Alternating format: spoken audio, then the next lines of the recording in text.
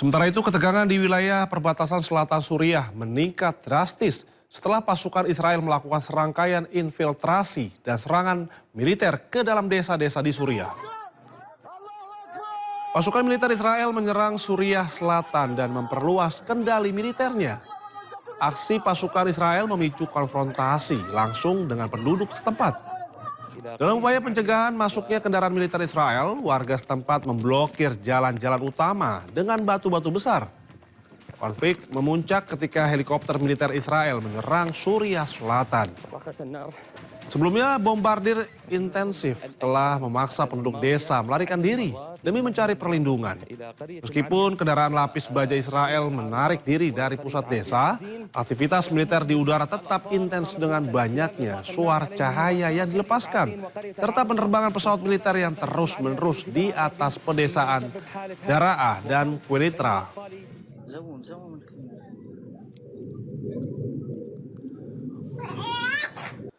Kita beralih ke informasi lainnya pemirsa, sejumlah negara di Eropa dilanda gelombang panas. Warga Paris frustasi menghadapi panasnya cuaca, memilih berenang di sungai. Sementara gelombang panas bahkan membuat lapisan jalur tram di Jerman meleleh.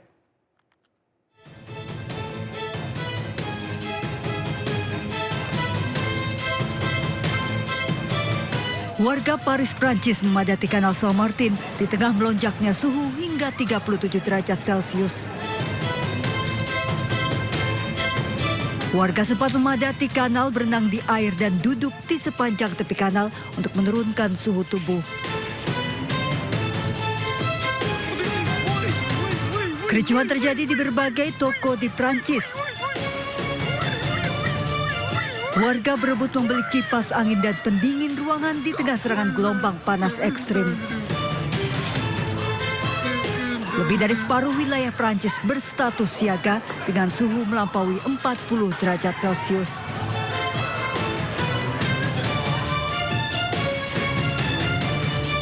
Akibat serangan gelombang panas ekstrim, warga Leipzig, Jerman frustasi. Suhu ekstrim pecahkan rekor hingga 41 derajat Celcius. Bahkan suhu panas membuat lapisan jalur tram meleleh. Kondisi ini membuat transportasi terganggu. Material ini memanas dan mengalir ke beberapa bagian rel dan jalan raya. Gangguan ini memaksa layanan tram di berbagai kota dihentikan.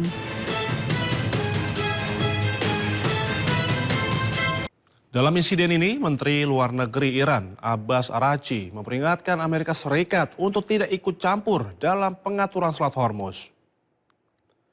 Menurut Araghchi, ikut campurnya pihak lain akan menyebabkan meningkatnya ketegangan kawasan Timur Tengah dan menunda pembukaan jalur pelayaran strategis tersebut. Hal ini disampaikan Araghchi saat berbicara pada konferensi pers bersama Baghdad dengan Menteri Luar Negeri Irak, Fuad Hussein.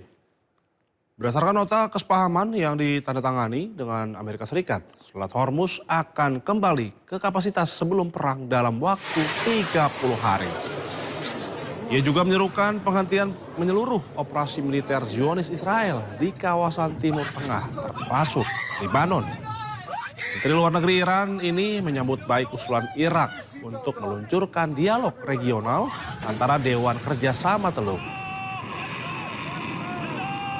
ترتیبات در حال اتخاذ هست، در حال اجرا هست و مسئولیت این ترتیبات با جمهوری اسلامی ایران هست و هیچ نهاد دیگری یا کشور دیگری در این خصوص مسئولیتی نداره بر اساس یادداشت تفاهمی که بین ایران و آمریکا امضا شده. هر گونه دخالت در این امر، هر گونه تلاش برای اتخاذ ترتیبات جدید. Selain itu pemirsa, sejumlah serangan teror terjadi di Tel Aviv. 2 ledakan mobil tewaskan 1 orang warga Israel. Ledakan mobil yang pertama terjadi di Java. Ledakan ini membunuh seorang ayah dan melukai anaknya yang berusia 6 tahun. Ledakan mobil juga terjadi di Holland. Namun belum ada informasi akan adanya korban di lokasi ini. Hingga kini polisi Israel masih terus menyelidiki pelaku teror. Selain ledakan bom, rangkaian teror juga terjadi di Israel. Total sekitar 5 orang meninggal dalam rentetan teror di Israel tersebut.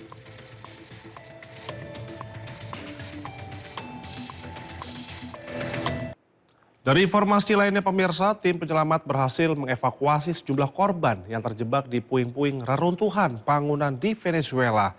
Salah satu penyelamatan haru adalah saat petugas berhasil mengevakuasi bayi.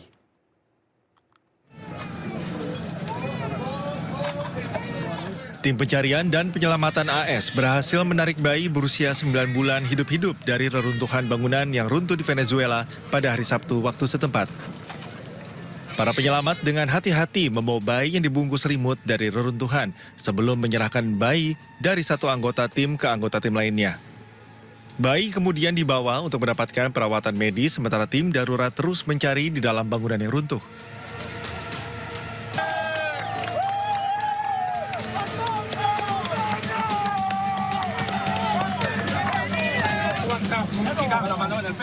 Personil dari unit darurat militer Spanyol memimpin operasi penyelamatan bersama tim lain mengeluarkan seorang pria yang terjebak di antara reruntuhan rumah di Mequetía. Tim penyelamat menggunakan peralatan khusus untuk menyingkirkan puing-puing dan memastikan keamanan area selama operasi. Korban berhasil dikeluarkan hidup-hidup setelah terjebak selama 72 jam di bawah reruntuhan. Para penyelamat terlihat bersorak saat pria itu dibawa ke tempat aman.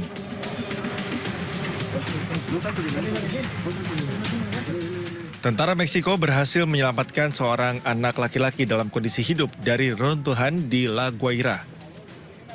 Setelah 6 jam memotong beton, mendobrak titik akses, dan membersihkan puing-puing, sebuah regu dari batalion tangkap darurat berhasil membawanya keluar dalam kondisi hidup. Petugas penyelamat mengamankan korban muda di atas tandu sebelum membawanya ke ambulans. Menurut angka resmi Venezuela, gempa bumi pada 24 Juni telah menewaskan sedikitnya 1.430 orang dan melukai lebih dari 3.200 orang. Ya pemirsa, pasukan Garda Revolusi Islam Iran atau IRGC meluncurkan rudal ke pangkalan Amerika Serikat di Kuwait dan juga Bahrain.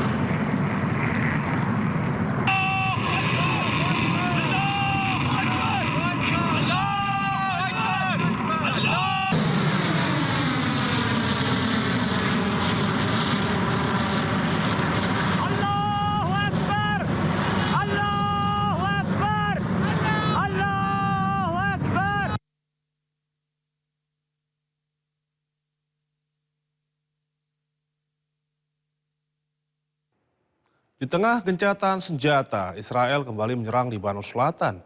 Serangan kali ini menargetkan atau menghancurkan terowongan besar yang kerap digunakan kelompok Hizbullah. Ledakan hebat terjadi di Lebanon Selatan setelah serangan Israel. Kali ini Israel mengklaim menghancurkan terowongan sepanjang 200 meter yang juga menjadi salah satu markas Hizbullah. Israel menyebut terowongan ini berisi ratusan senjata serta beberapa peluncur yang kerap digunakan untuk menyerang warga Israel. Serangan ini membuat Hizbullah marah. Mereka pun bersumpah akan menyerang balik Israel.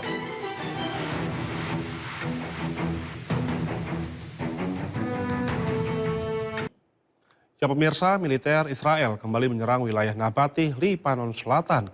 Israel mengklaim menargetkan pejuang Hizbullah yang membawa peluncur roket yang menyerang pasukan mereka. Serangan militer Israel kembali terjadi di Nabatih, Lebanon Selatan. Serangan diklaim menargetkan pejuang Hizbullah yang hendak menyerang pasukan Israel dengan senjata peluncur roket. Militer Israel juga mengklaim telah mengenai para pejuang Hizbullah di lokasi persembunyian mereka di tempat terpisah. Serangan ini dilancarkan sehari setelah penandatanganan kesepakatan di Washington antara Lebanon dan juga Israel.